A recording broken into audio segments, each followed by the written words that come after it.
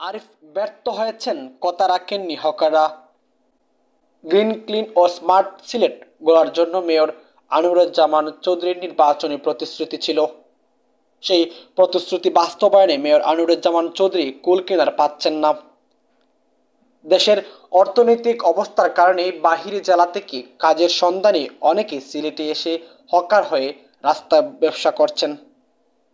এর মধ্যে বেশিরভাগ হচ্ছে সবজি ও কাপড় বিক্রেতা।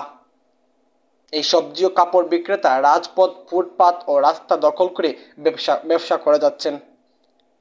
এবার মেয়রের সঙ্গে হকাররা বৈঠক করে কয়েকটি দাবি উপস্থাপন করেছেন। হকারদের এই দাবি নিয়ে খোদ বিব্রত নগর ভবনের কর্মকর্তারা। হকার বেড়ে যাওয়ার কারণে রাস্তা গাড়ি চলাচল তো দূরের কথা, হাঁটা চলাও দায় হয়ে পড়ছে। ফলে এই নিয়ে বিতর্কের মুখে পড়ছেন মেয়র আনোয়ারুজ্জামান চৌধুরী। পুলিশের ট্রাফিক বিভাগ নগরের যানজট নিরসনে হিমশিম খাচ্ছে নগরের প্রাণকেন্দ্র যানজট নিয়ে। রাস্তায় হকারদের দখল থাকার কারণে সিলেট যানজট সমস্যা প্রকট হচ্ছে। এই বিষয়টি নিয়ে ভাবছেন মেয়র আনোয়ারুজ্জামান চৌধুরী।